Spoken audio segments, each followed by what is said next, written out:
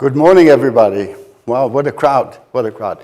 Mr. Vice President, we're so happy to have you here this morning. This is obviously the highlight of our Munich Security Conference meeting in Washington, D.C. I hope not, but it is the highlight. It's really a great honor to welcome you here this morning. Actually, for those of you who have not been regular participants in Munich, this is the third time already that the Vice President is participating in a Munich Security Conference event. When you came to Munich last February, your speech kicked off a pretty controversial debate about fundamental values, unlike anything we have ever had at the Munich Security Conference. And actually, we published a brochure, a copy of which you'll have on the way out, about the speech and the reactions to it from around the world. This intense debate about how fundamental values, how the freedom of speech, the rule of law should be interpreted and applied continues to this day. But when we prepared for this meeting with your team yesterday, we agreed, and they agreed, that today we should try to focus on current challenges of foreign policy, which confront us together. So thank you again for making yourself available. We don't have a great deal of time, so I'll not come up with a long introduction, and I just want to get us started. The first time you came to Munich, you were still a senator from Ohio. What I associate with Ohio is the Dayton Agreement, 30 years ago in 1995. I was at that time actually the German negotiator. So I actually lived in Dayton, Ohio for one entire month. So and why is this important? Because it was through U.S. intervention, that peace was brought about in Europe, in the Balkans at that time. So if I may, let me ask my first question about the US and Europe.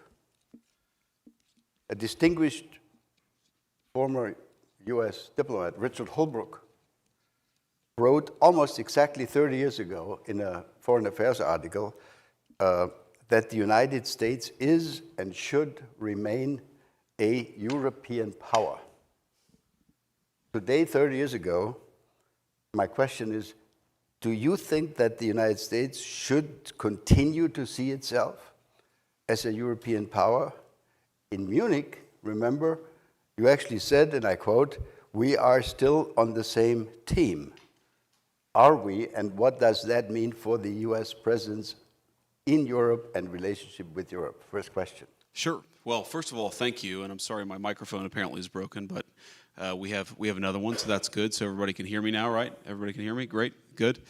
So first of all, thrilled to be here and thrilled to have this conversation. I've been looking forward to it. And yeah, I do still very much think that the United States and Europe are on the same team. And I think that this is, sometimes I've been criticized as a hyper-realist, right? I think of foreign policy purely in terms of transactional values. What does the America get out of it? What do the rest of the world get out of it? And try to focus so purely on the transactional value of it that we ignore sometimes the humanitarian or the moral side of it. And I think at least with Europe, that's actually not a full encapsulation of my views, because I think that European civilization and American civilization, European culture and American culture are very much linked. And they're always going to be linked. And I think it's completely ridiculous to think that you're ever going to be able to drive a firm wedge between the United States and Europe. Now, that doesn't mean we're not going to have disagreements. And of course, you brought up the speech earlier. It doesn't mean that Europeans won't criticize the United States or the United States won't criticize Europe. But I do think fundamentally we have to be, and we are, on the same civilizational team. And I think, obviously, there's a big question about what that means in the 21st century. I think, obviously, the president and I believe that it means a little bit more European burden sharing on the defense side. I think that it means that all of us, frankly, on both sides of the Atlantic have gotten a little bit too comfortable with the security posture of the last 20 years, and that, frankly, that security posture is not adequate to meet the challenges of the next 20 years. So there are a lot of ways in which this alliance will evolve and change, in the same way that the alliance evolved and changed from 1945 to 1975 and from 1975 to 2005. I do think that we're in one of these phases where we're going to have to rethink a lot of big questions, but I do think that we should rethink those big questions together. That is a fundamental belief of both me and the president. And you mentioned this is my third time speaking with the Munich Security Conference group. Obviously, the first couple of times were in Munich, and I always remember very fondly, of course, that the very first time it was as a United States Senator representing Ohio, and I'm glad you got to spend a month in Dayton. I love Dayton. It's kind of the closest big city, if you can call it a big city, to where I grew up. But on that first panel, I was on that panel, and also David Lammy, right, who at the time was a lowly member in opposition, and of course now is the great Foreign Secretary of the United Kingdom, and he and I have become good friends. So I still think that this European alliance is very important, but I think that for it to be important and for us to be real friends with each other, and I think that we are very much real friends, we've got to talk about the big questions, and I know that's an important part of what this entire group does, so I'm glad to be here. Great, thank you so much. And I think the message has arrived in Europe that we need to carry a significantly larger share of the burden. As you know, we are all trying to spend more. Some are spending really a lot more. Others are lagging behind a little bit, but we're moving in the right direction, I think. Let me turn to a really concrete, urgent issue, Ukraine. The Trump administration, from what we have seen in the media, etc., seems to agree with most of us in Europe that, unfortunately, Russia does not seem to be really willing to end this military confrontation. If that's the assessment, if that's our collective assessment, could you talk a little bit about U.S. strategy going forward? We all want this war to end, and let me say as a very personal comment, I think the Trump administration did the right thing by starting this process of talking to the Ukrainians, talking to the Russians, but the Russians seem not to be interested in the kind of quote-unquote deal that could be offered to them. So talk to us a little bit about how you see the next steps. Yeah, so let me say a couple of things about this. First of all, I appreciate your kind words about the administration. Obviously, I think it was the right thing to do for us to start the process of negotiation. I think for too long, the Russians, the Ukrainians have been fighting. Obviously, there's been a lot of people dying on both sides. There's been a lot of innocent loss of life. And our view is it's absurd that you've had this war go on for so long, and the two sides aren't even talking constructively about what would be necessary for them to end the conflict. And I think that one of the things that President Trump has always been very good at, and he's gotten a lot of criticism, unfair criticism in my view, from both the American and some of the European press, is what I would call a strategic realism or a strategic insight. In other words, you don't have to agree with the Russian justification for the war, and certainly both the president and I have criticized the full-scale invasion, but you have to try to understand where the other side is coming from to end the conflict. And I think that's what President Trump has been very deliberate about, is actually forcing the Russians to say, here is what we would like in order to end the conflict. And again, you don't have to agree with it. You can think that the request is too significant, and certainly the first peace offer that the Russians put on the table, our reaction to it was, you're asking for too much, but this is how negotiations unfold. And I wouldn't say, I'm not yet that pessimistic on this, I wouldn't say that the Russians are uninterested in bringing this thing to a resolution. What I would say is right now, the Russians are asking for a certain set of requirements, a certain set of concessions in order to end the conflict. We think they're asking for too much, okay? And then obviously, the Ukrainians matter a lot. They're the other side. They're the other party, at least to the direct conflict. And we have to ask, what is the Ukrainian, what do they need in order to bring this conflict to a successful completion? And we're going to continue to have that conversation. Now, what the president has said is that he will walk away if he thinks he's not making progress. And I think that, about once every 4 or 5 weeks, you will hear some American official or sometimes multiple American officials say, this is a week where we need to make another step. And in particular, the step that we would like to make right now is we would like both the Russians and the Ukrainians to actually agree on some basic guidelines for sitting down and talking to one another. Obviously, the United States is happy to participate in those conversations, but it's very important for the Russians and the Ukrainians to start talking to one another. We think that is the next big step that we would like to take. And why does that matter? The reason it matters is because, again, I mentioned the Russians, but also the Ukrainians have also been sort of, they've put a piece of paper in our hands that says this is what we would need in order to bring this conflict to a successful resolution from our perspective. And there's a big gulf, predictably, between where the Russians and the Ukrainians are, and we think the next step in the negotiation is to try to close that gulf. We think it's probably impossible for us to mediate this entirely without at least some direct negotiation between the two, and so that's what we focused on. But I'm not yet a pessimist on this. I mean, obviously, you know, the Russians and the Ukrainians are not there yet because the fighting is still going on. You know, the Ukrainians have said they would agree to a ceasefire, a 30-day ceasefire. We appreciate that. What the Russians have said, again, you don't have to disagree with it, but it's important to understand where the other side is coming from. What the Russians have said is a 30-day ceasefire is not in our strategic interest. So we've tried to move beyond the obsession with the 30-day ceasefire and more on the what would the long-term settlement look like, and we've tried to consistently advance the ball. One final point I'd make about this, I think it's probably wouldn't surprise anybody in the room, but there are a lot of people watching who are not in the room, is a frustration that we've had, frankly with both sides, is that they hate each other so much that if you have an hour conversation with either side, the first 30 minutes are just them complaining about some historical grievance from 4 years ago or 5 years ago or 10 years ago. Look, I understand it.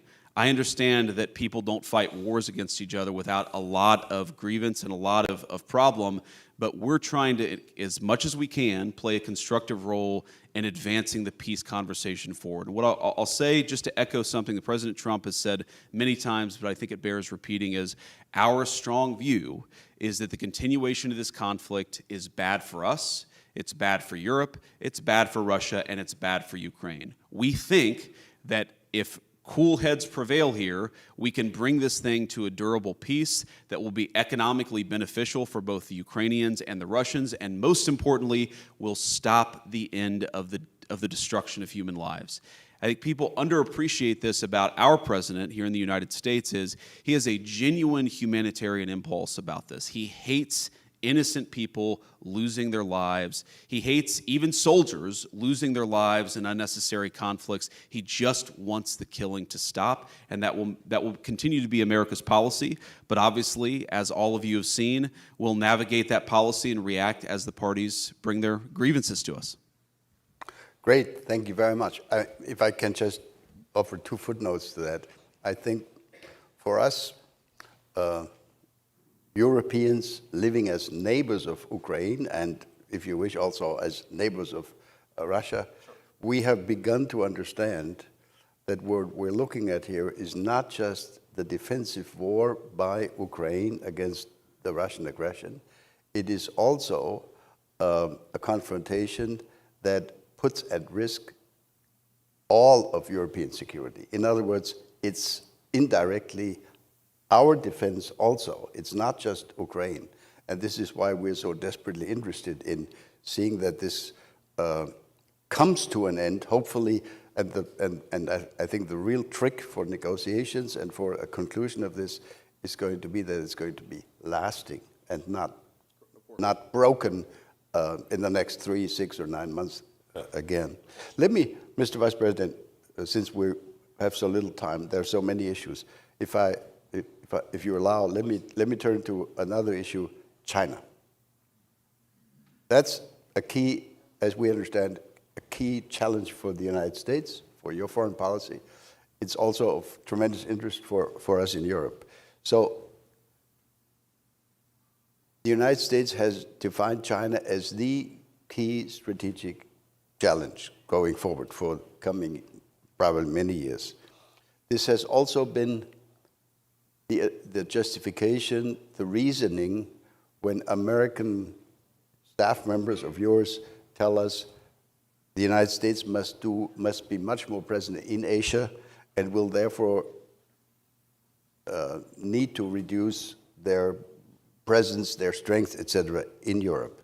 But now there are some signals in the media that the United States government, that the White House might actually be interested in a strategic deal with China, maybe even including on Taiwan. Could you talk a little bit about the China strategy of the Trump administration?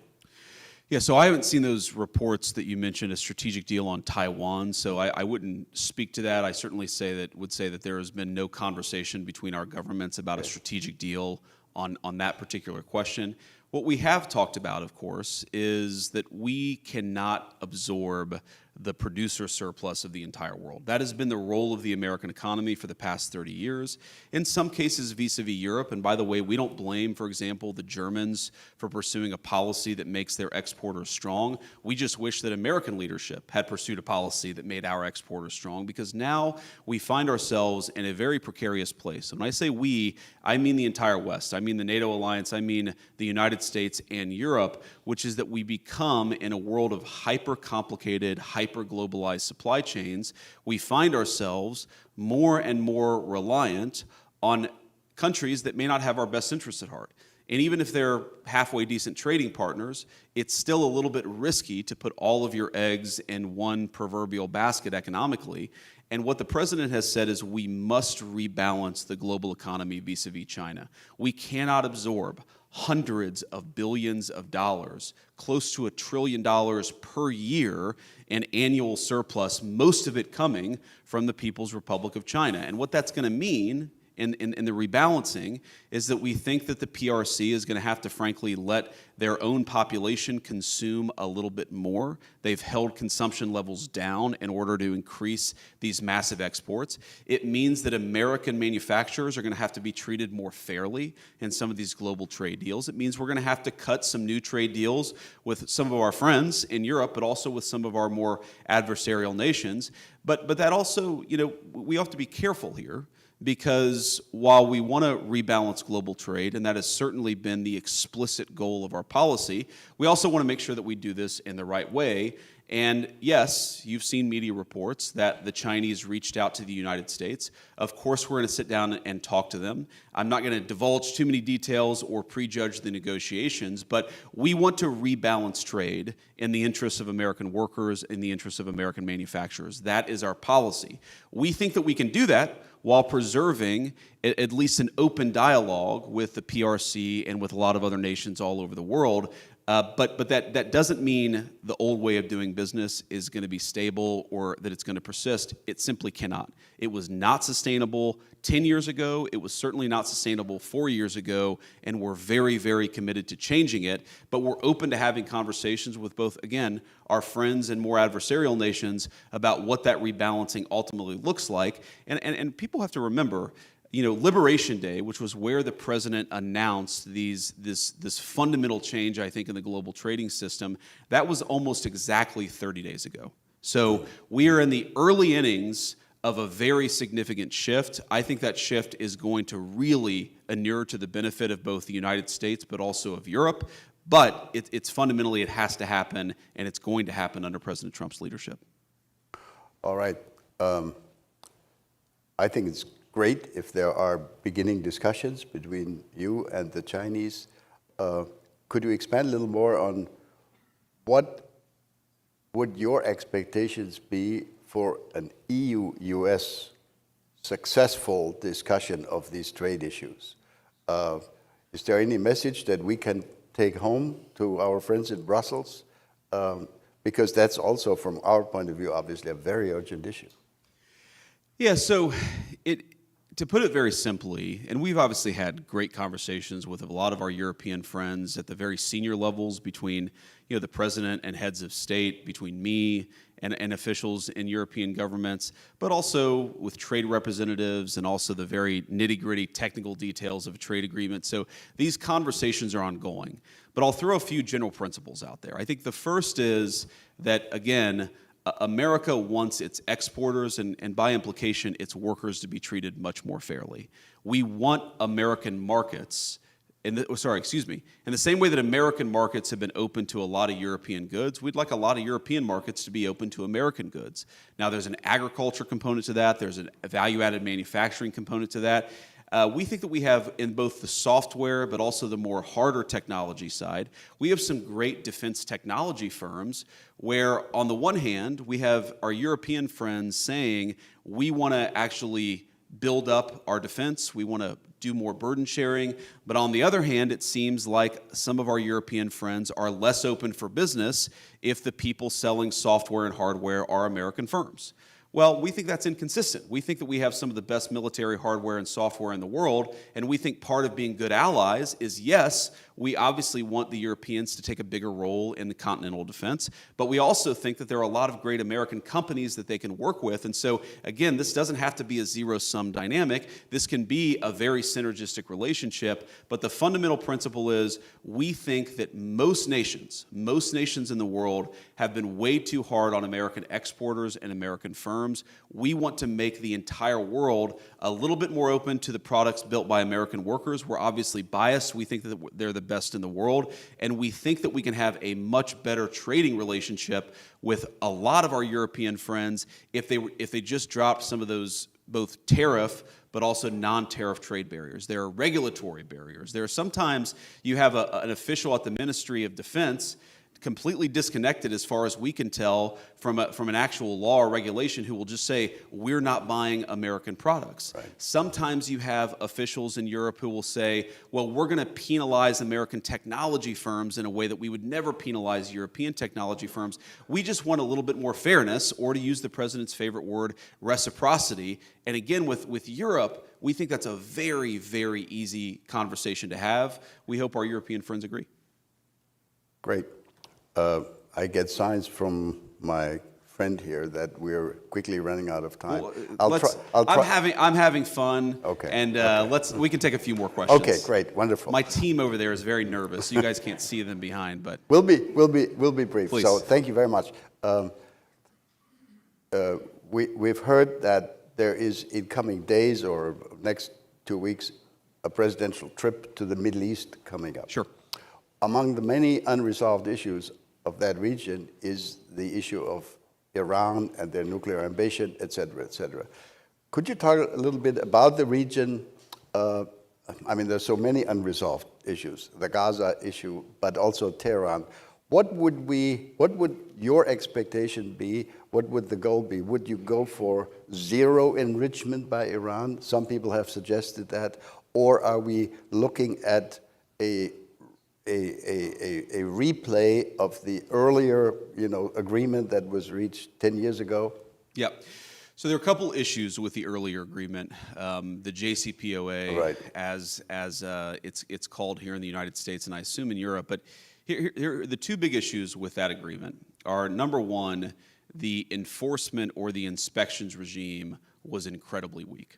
And I don't think that it actually served the function of preventing the Iranians from getting on the pathway to a nuclear weapon. That's one thing that must be different. And then second, yes, we believe that there were some elements of their nuclear program that were preserved under JCPOA that, yes, they weren't nuclear weapons. Iran doesn't have a nuclear weapon, but allowed Iran to sort of stay on this glide path towards a nuclear weapon if they flip the switch and press go. And we have to think about this not just in terms of Iran, which, again, the president has said this. We think that there is a deal here that would reintegrate Iran into the global economy, that would be really good for the Iranian people, but would result in the complete cessation of any chance that they could get a nuclear weapon. And that's what we're negotiating towards. And as the president has said, that's option A. And option B, if option A is very good for the Iranian people and even some of the folks, the leadership in Iran, option B is very bad. It's very bad for everybody, and it's not what we want, but it's better than option C, which is Iran getting a nuclear weapon. That is what is completely off the table for the American administration, no ifs, ands, or buts. Now, there are a couple of other things that are worth thinking about, because this is not just about Iran. If Iran gets a nuclear weapon, which country then next gets a nuclear weapon? And then when that country gets a nuclear weapon, which country after that? We really care not just about Iran, but about nuclear proliferation. And the president said this in an interview a few weeks ago. It's one of these things that in the maelstrom of the media, the signal and the noise, this was very much signal, but it got lost in the noise. The president hates nuclear proliferation. I hate nuclear proliferation. And I think that the president would be very open to sitting down with the Russians and the Chinese and saying, look, let's get this thing in a much better place. Let's reduce the number of nuclear weapons that are in the world writ large. That's obviously not a conversation for tomorrow. That's a conversation, God willing, for a few years from now. But there is no way you get to that conversation if you allow multiple regimes all over the world to basically enter this sprint for a nuclear weapon. And we really think that if the Iran domino falls, you're going to see nuclear proliferation all over the Middle East. That's very bad for us. It's very bad for our friends. And it's something that we don't think can happen. So without prejudging the negotiations, I will say so far so good. We've been very happy by how the Iranians have responded to some of the points that we've made. We've been very happy that some of the intermediaries and some of the folks who are in the room, the role that they've played, the Omanis in particular, have played a very positive role, and we're very grateful to that. So far, we're on the right pathway, but this is going to end somewhere. And it will end either in Iran eliminating their nuclear program, their nuclear weapons program. They can have civil nuclear power. Okay, we don't mind that, but let me ask this basic question: which regime in the world has civil nuclear power and enrichment without having a nuclear weapon? And the answer is no one. No one right now has a civil nuclear program with their entire enrichment infrastructure that can enrich to the 90+% needed to get to fissile material and a nuclear weapon. So our proposition is very simple. Yes, we don't care if people want nuclear power. We're fine with that, but you can't have the kind of enrichment program that allows you to get to a nuclear weapon, and that's where we draw the line. Great. I think most of us would totally agree with that.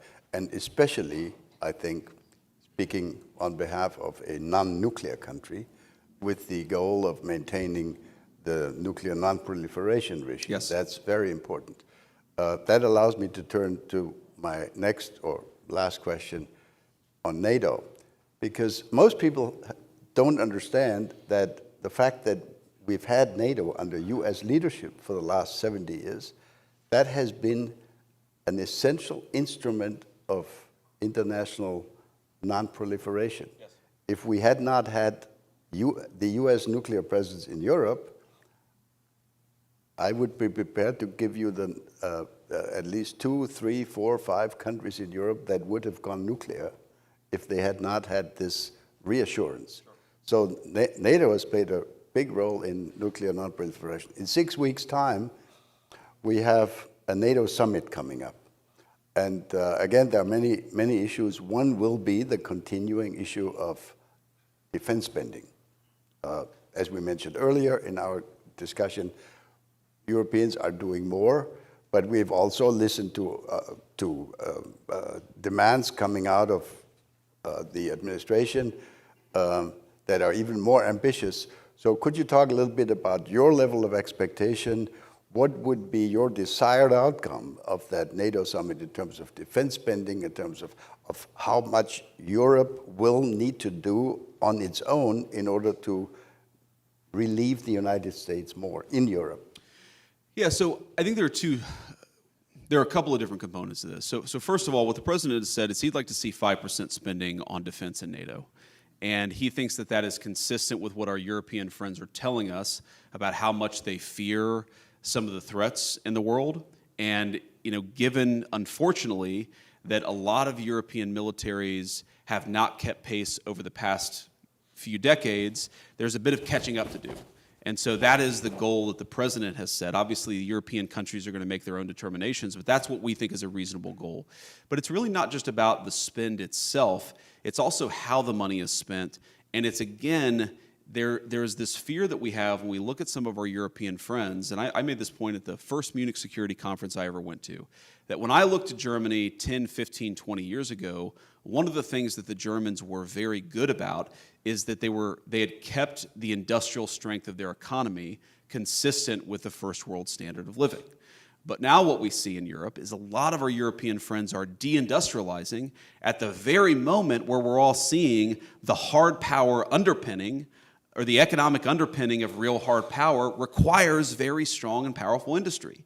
And so it's not just spending money, as important as that is, it's making sure that the same economic engine that powered first world living standards is actually geared towards producing, God forbid, weapons of war if those weapons of war are ever necessary. And so I think there's both an economic component to this that's completely divorced from the spending levels, and then of course there's the spending levels too. But we really want and we really care about Europe being self-sufficient. I gave an interview a couple of weeks ago where I actually tried to make the point that yes, we're going to have disagreements with Europe, and Europe will have disagreements with us.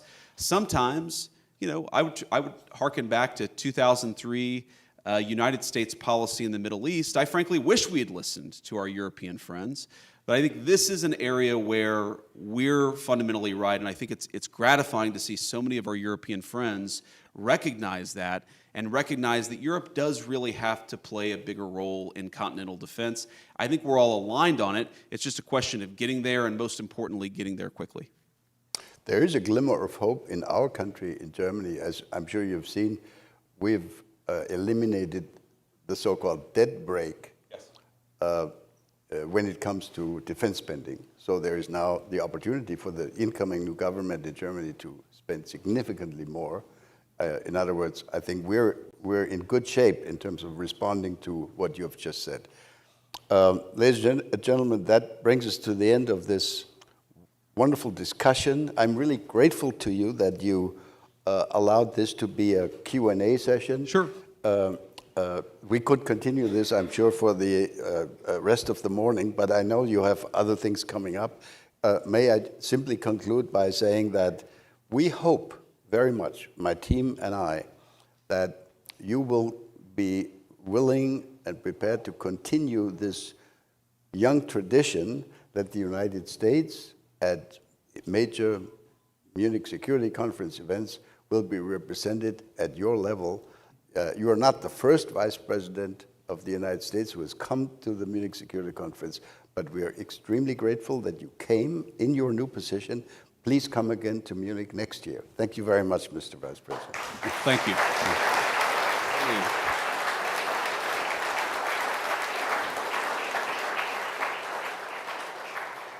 So if I may just say a few things in conclusion. First of all, I appreciate the kind words, and I appreciate the invitation back. I wasn't sure after February whether I'd get the invitation back, but it's good to know that it's still there. Well, we thought about it. Second of all, since you brought up Germany, I wanted to, of course, from the President, issue our congratulations to Chancellor Merz. And I know that we'll have a conversation with him in the next couple of days, but we're looking forward to it. And the final point that I'd make is not to rehash what's in that document, but one of the things that I said in that speech that didn't get as much airplay, but I thought was just as important, is that everything that I said there applied as much to the previous American administration as it did any government in Europe. Oh. And I think that I mean this from the heart and as a friend, that there is a trade-off between policing the bounds of democratic speech and debate and losing the trust of our people. Every single country, and we're all going to draw the lines a little bit differently, every single country says there are things that are outside the realm of political debate. I understand that, I accept that, and I'm fine if one country is going to draw those lines a little bit differently than the United States. But I think all of us, including especially the United States, we have to be careful that we don't draw the lines in such a way that we actually undermine the very democratic legitimacy upon which all of our civilization rests. And I think that is fundamentally the point here. It's not Europe bad, America good. It's that I think that both Europe and the United States, we got a little bit off track, and I'd encourage us all to get back on track together. We're certainly willing and able to participate in that work, and I think all of you all too. Thank you. God bless you.